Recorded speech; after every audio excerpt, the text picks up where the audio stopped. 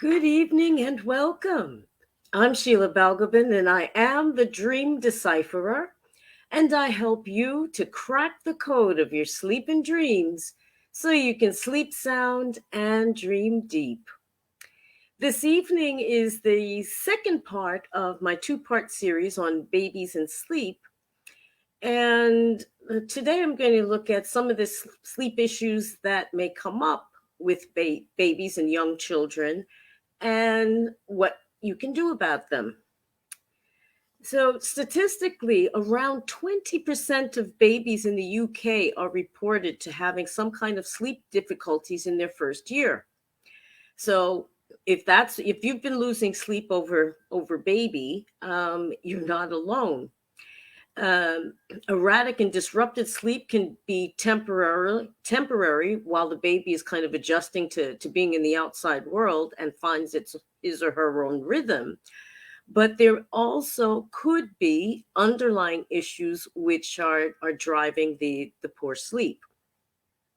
But if you feel that sleep problems or issues that are coming up with your baby are maybe more unusual, then it would be a good idea just to talk to a health professional, nurse, doctor, health visitor, whomever, to be able to figure out what's going on, if anything, or it could just be the baby finding its own schedule.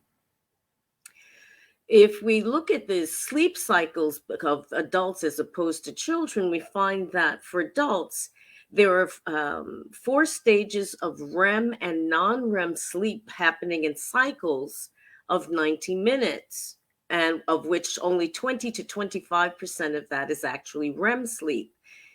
But for babies, on the other hand, they have sleep cycles which are much shorter, of about 50 minutes at about for the first 9 months, and around half of that is REM sleep. So, and REM sleep is when babies, as well as adults, are consolidating memories and developing new um, um, synapses or relationships in the brain.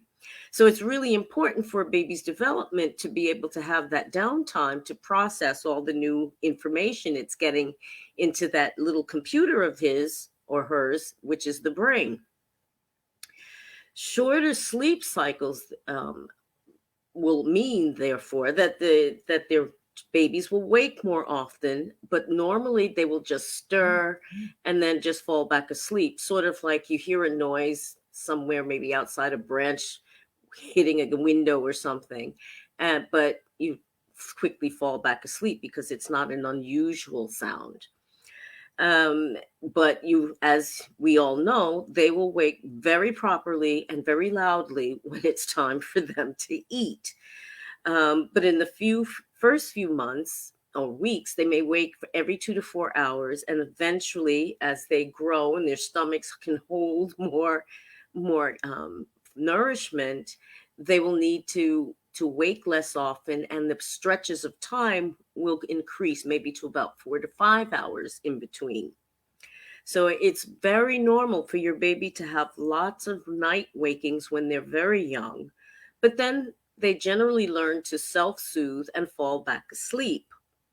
So until they settle into their own routine, they will be waking up at odd times and maybe making little snuffling or noises, which mommy ears pick up, and they want to rush into the room and find out what's going on. But to be honest, it would be, unless the child is actually crying, it's best to give them a few minutes and see if they, again, will self soothe, usually by sticking their thumb in their mouth, and go back to sleep. If you're moving the baby into its own room after about 6 months or so, that self separation anxiety may occur because of they've gotten used to being in the room with you. And that's normal, and it can be difficult, but it needs to happen eventually, and it's better to get them used to the idea sooner rather than later. um, at around the age of 4 to 7 months, babies develop what is psychologically called object permanence, which means that objects like mom and dad or brother or sister do not disappear when they are not visible, but will come back. So that they begin to understand that even though mom is in the next room, she hasn't disappeared forever and she will come back. um, so that this may, as they reach this period of adjustment, they may fuss or cry a bit, but they will eventually learn to come to understand that mom and dad will come back when they need them to, and they haven't been abandoned. But this type of anxiety has been found to be more prominent in infants between the age of 8 and 12 months. So there are simple things that you can do to help with separation anxiety. And of course, moving the baby move into its own room will impact its ability to sleep. But it's really important, if you started the process, continue it. Don't confuse the child by bringing them back and forth, sort of like an hors d'oeuvre from room to room. Leave them there. I mean, and it may seem mean, but if you leave them and to gradually get used to it, they will in time be able to self-soothe and simply fall asleep without problem. Now, people are always asking how many hours of sleep is necessary. And I covered that in the first week. But the real answer is each child is different. So on average, um, while they should be sleeping a lot, they shouldn't be sleeping more than 19 hours a day at 0 to 3 months, or 18 hours at 4 to 11 months. If your baby is sleeping for really long periods of time, it could be due to a spurt of growth, which can happen. It seems like all of a sudden babies seem to just expand in a matter of days. But it could be teething or some other physical problem, or like a minor illness. But it's wise to just keep an eye on it and to observe.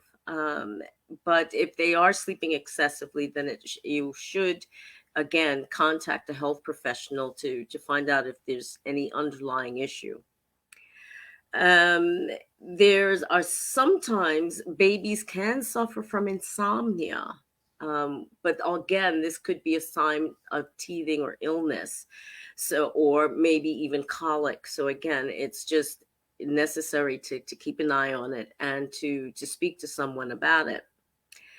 More unusual problems that may come up, or less known problems, perhaps is more accurate, is sleep apnea. And this is particularly prevalent in premature babies. And while they think of it as a problem that often comes with getting older because of weight and other issues, it can occur in infants from time to time. But it does affect up to 84% of infants who weigh less than a kilo, and 25% who are less than 2.5 to 3 kilos. So research shows that it correlates with their gestational age, how old they were in the womb. And nearly all infants born at 29 weeks or less um, were were affected, where 54% were affected if they were born at 30 to 31 weeks, and 15% at 32 to 33 weeks. So the longer that they're able to stay in the womb, the better it is in terms of their ability to be able to sleep properly. Now, a few of the signs of sleep apnea can include pauses in breathing that last 20 seconds or more, repeated breathing pauses, but that are less than 20 seconds. Problems like low oxygen or slow heartbeat, and that's something that doctors would have to verify, or other underlying medical conditions. But it's also necessary to remember that it may not be environmental or health conditions that are causing the problems, but there could actually be some underlying psychiatric or a mental or emotional condition, which can be difficult to diagnose in infants, but become more apparent as they get older. And with regard to that, if a study found that some 25% of children with sleep problems in infancy later fall under the diagnosis of ADHD. So there may be a correlation between sleep issues as a young infant and signs of ADHD later on. There are other factors that may come into play as well, such as genes. If there is a history of poor sleep in families, it may also manifest in the infants as well. Environmental factors, it may be, how the actual physical surroundings. I mean, if there's a lot of external noise and they're maybe very sensitive to sound, that could be a disturbance. If they're too hot or too cold, babies can't regulate their temperature. So there may be actual external things that can be done to be able to reduce the impact of environmental factors on children. But there are simple things that you can actually do to help improve your baby's sleep. And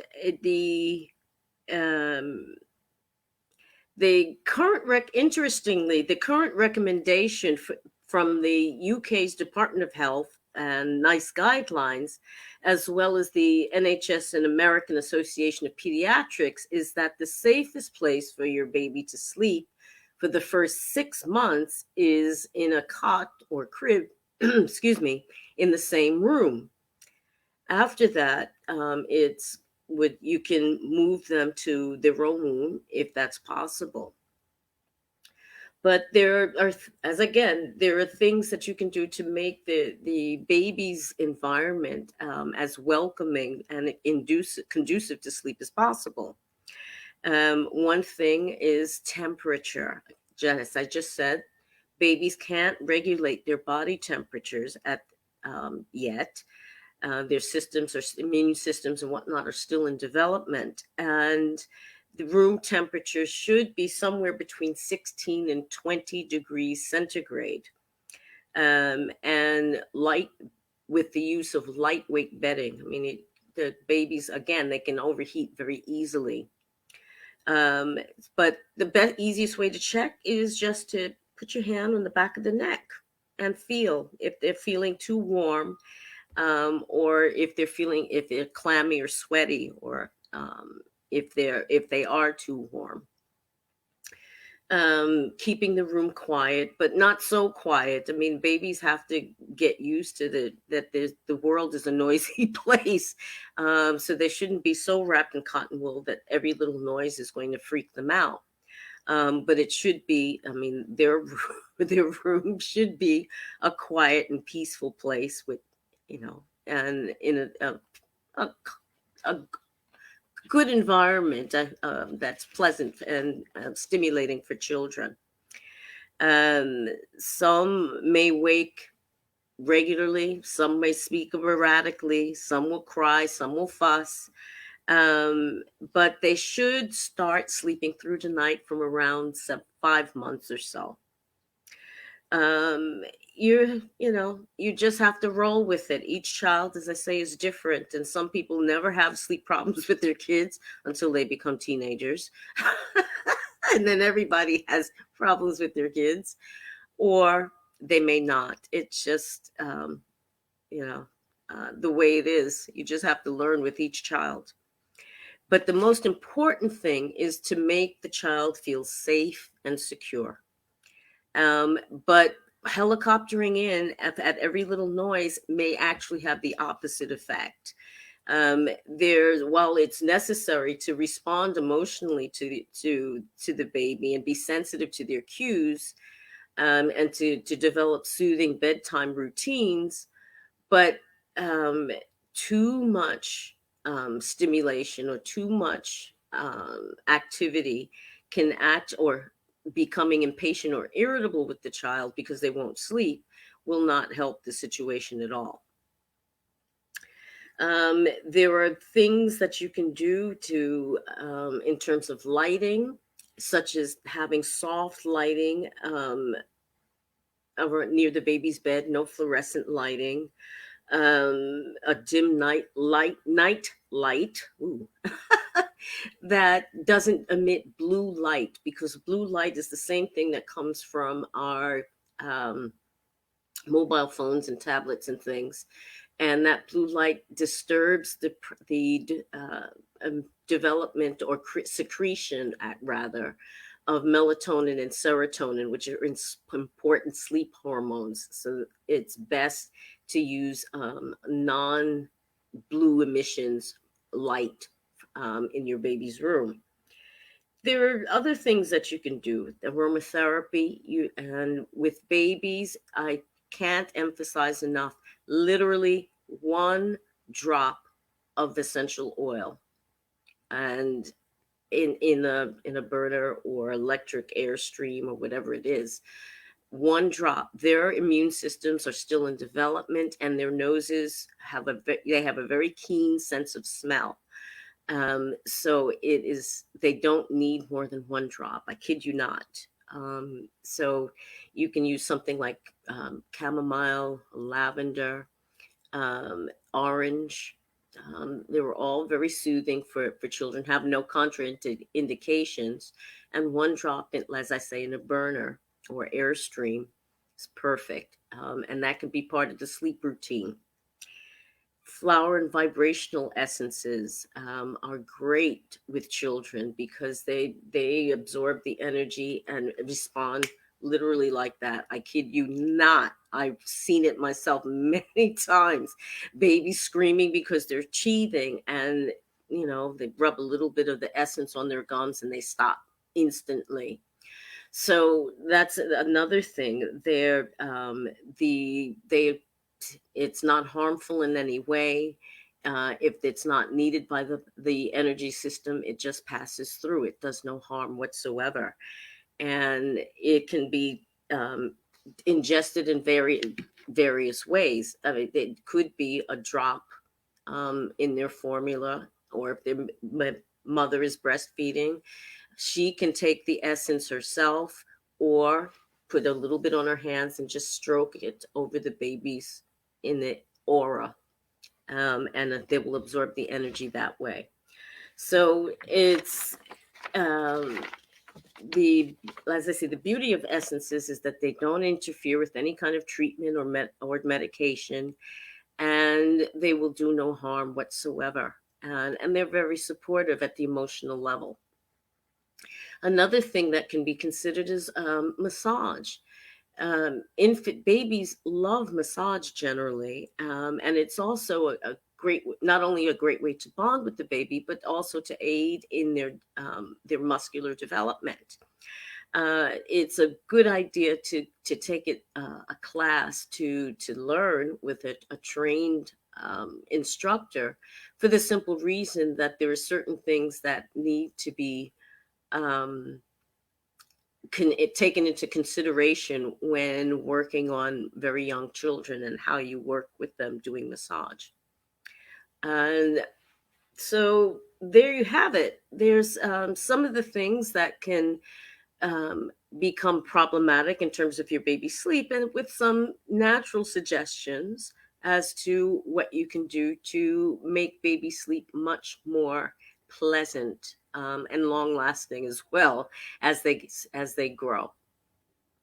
If you'd like other tips or information, or maybe a bit of advice about what can be done with your baby, feel free, please, to contact me. My details are below. and I'm always happy to give a little bit of free advice. Thanks so much for watching and listening. Have a great evening and rest of the week, or beginning of the week rather, and I'll see you again soon. Take care. Bye-bye.